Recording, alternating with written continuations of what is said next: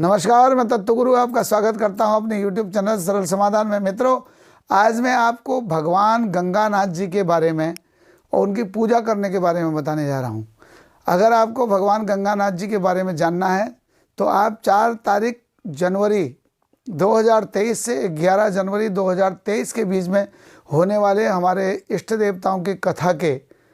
उस live programme में, जो हमारे YouTube लाइव से और साथ ही साथ फेसबुक लाइव से चलेगा, उस पर आप देख सकते हैं। क्योंकि वह कथा लंबी होगी और उतना लंबी वीडियो को हम एक छोटे से क्लिप के माध्यम से नहीं समझा पाएंगे। परंतु मित्रों, मैंने देखा है कि हमारे वहाँ अक्सर गुलजू के बाद सभी उस वर्ग के जो कमज़ोर से कमज़ोर है, जिसका कोई सहारा नहीं है, उसके देवता गंगानाथ जी होते हैं। और गंगानाथ जी एक फूल से भी मान जाने वाले देवता हैं और उनकी पूजा भी बहुत सरल है। परंतु मैंने देखा है, क्योंकि मैं अपने ज्योतिष में के माध्यम से, जो हमारे गुरु लोगों की, हमारे वंश परंपरा के अनुसार जो हम इष्ट देवताओं के बारे में हम जो विचार करते हैं, देखते हैं कुंडलियों में, तो उनमें मैक्सिमम लोगों के वहाँ गंगानाथ जी से संबंधित परेशानी रहती है। और जब लोग गंगानाथ जी से संबंधित परेशानी का समाधान करने के लिए बैठते हैं तो मैक्सिमम लोग केवल गंगानाथ जी का उपाय करते हैं, परंतु फिर भी उनको लाभ नहीं होता। बहुत समय तक ध्यान तप अर्चना करने के बाद इष्टों की कृपा से मुझे ज्ञात हुआ कि गंगानाथ जी के साथ साथ सबसे ज़्यादा गंगानाथ जी का प्रभाव इसलिए, दुष्प्रभाव इसलिए हमारे घरों पे पड़ रहा है क्योंकि हम गंगानाथ जी की पूजा करते हैं, परंतु गंगानाथ जी को जिस कारण से इस संसार में यातनाएं भोगते हुए अपने प्राण त्यागने पड़े, उन यातनाओं का कारणभूत जो तत्व है,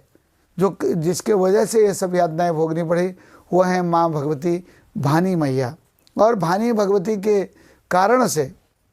उनको जो यातनाएं, जो कष्ट भोगने पड़े, और माँ भगवती को जो वहाँ पर कष्ट दिया गया भानी मैया को, इसके बारे में न तो लोगों को जानकारी है और न ही लोग माँ भगवती भाना मैया की पूजा करते हैं। तो भाना मैया की पूजा न करने से और साथ ही साथ उनके बारे में जानकारी न होने से और उनकी जो पूजा सामग्री है उन्हें देने से माँ भगवती भाना देवी प्रसन्न नहीं हो पा रही हैं, और जिसका परिणाम यह है कि गंगानाथ जी की पूजा अधूरी रह जा रही है। इसलिए मित्रों, पूष का महीना चल रहा है। पौष महीने में अपने इष्टों की पूजा करने के लिए सबसे बढ़िया मास होता है, जो मैं विगत बहुत सारी वीडियो में बहुत प्रकार से समझा चुका हूँ। इसलिए जिनके इष्ट देवता भगवान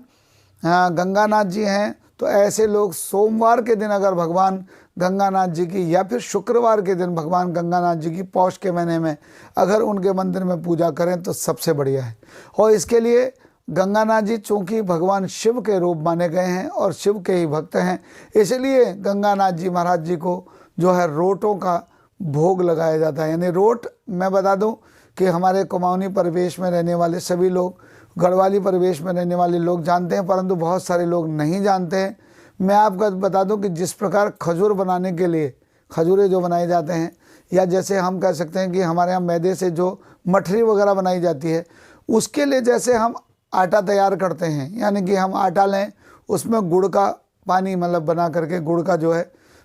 एक चाशनी सी बना के गुड़ की, और साथ ही साथ उस आटे में शुद्ध गाय का घी मिले तो शुद्ध गाय का घी, नहीं तो जो भी घी मिल रहा शुद्ध घी मिलाकर,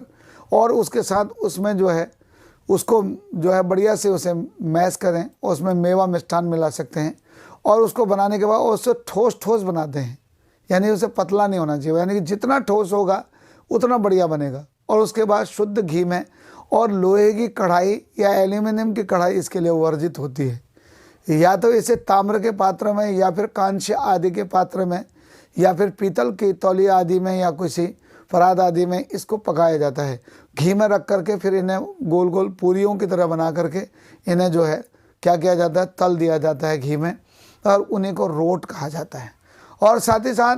इनमें रोटों की संख्या 5, 7, 11, 9 ऐसी होनी चाहिए, क्योंकि रोट विषम संख्या में बनाई जाती हैं। और उसके साथ साथ खीर, हलवा, पूरी बड़ा, ये सब चीज़ बनाया। और बड़े को हमेशा सरसों के तेल में बनाना चाहिए, जो कि मैं विगत बहुत सारी वीडियो में बता चुका हूँ, और उसको अलग बनाने का विधान भी है। और इस प्रकार ये सारा भोग बनाने के बाद आप क्या करें कि गंगानाथ जी के सामने फल, मेवा, मिष्ठान और ये रोट उनके सामने रखें। 5, 7, 9, 11 जितने भी चढ़ाना चाहते हैं उनके आगे रखें। पत्र पुष्प भेंट आदि जो भी रखना है उनके आगे रखें और उनका अभिमंत्रण करके योग्य ब्राह्मण के द्वारा वहाँ पर नाभ्या आसीद अंतरिक्ष माध्यम से और उनका षोडशोपचार पूजन करें। और माँ भगवती उन्हीं के मंदिर के दूसरे कोने पर, यानी कि उसी मंदिर के दूसरे हिस्से में जहाँ पर माँ भगवती भाना मैया रखी गई हैं, उनके आगे भी उनके भी ज्योतिर्लिंग को स्नान आदि करा के उनके आगे भी खीर का भोग लगाएं और उनको भी जो है गंधाक्षत वगैरह करें। और भगवती भाना मैया के जो ड्रेस कोड है उस पर विशेष रूप से ध्यान देना है। भगवती भाना मैया को काले रंग की घाघरी, हरे रंग की चुनरी जो है चढ़ाई जाती है और 16 श्रृंगार यानी 16 श्रृंगार उनको चढ़ाएं और साथ ही साथ उनको गंधाक्षत, धूप, दीप नैवेद्य और उनके साथ भेंट चढ़ावें। और माँ भगवती भाना के साथ में एक बालक भी है जिसकी हत्या कर दी गई थी। कहानी के लिए आप जुड़िएगा हमारे साथ। तो क्या है कि उस बालक के लिए एक किसी पात्र में गाय का कच्चा दूध रखें और जो बड़े बने हैं 8 बड़े और खिचड़ी के साथ बाहर जो है उनके साथ कुटोला आदि जो है उनके जो अंगरक्षक हैं उनको उनके मंदिर के बाहर वह स्थान दे दें और एक तिल के तेल का या सरसों के तेल का दिया भी उन्हें दिखा दें। और गंगानाथ जी के आगे तिल के तेल का या घी का दिया जलाया जाता है।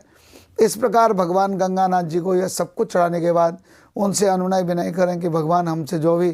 पूजा हमने की उसे स्वीकार करें। भगवती से कहें आप स्वीकार करें और जो भी हमारे घर के अंदर में दुख दरिद्र रोष तोष है, पितृबाधा है, उसको आप दूर करें। ऐसा कह करके उनको निराजन विधि से उनको पूर्ण पूजन करने के बाद क्षमा याचना करके फिर जो है उनकी परिक्रमा आदि करने के बाद और तब अंततोगत्वा भगवान गंगानाथ जी को प्रणाम करके और अपने ब्राह्मण को यथोचित दक्षिणा दे करके आप अगर ऐसे भगवान गंगानाथ जी की पूजा करते हैं तो गंगानाथ जी की कृपा आपके घर पर होगी और वो आप पर तुरंत प्रसन्न होंगे, इसमें कोई संशय नहीं है। अगर आपको ये वीडियो अच्छी लगी तो अपने सभी गंगानाथ जी के भक्तों को इसे भेजिए और आपने अगर हमारा चैनल सब्सक्राइब नहीं किया तो सब्सक्राइब कीजिए और लाइक कीजिए और ऐसे ही वीडियो को जानने के लिए फिर से हमारी वीडियो को देखते रहें और नई वीडियो के साथ आपसे फिर से मिलता हूँ। तब तक हर हर महादेव, नमस्कार।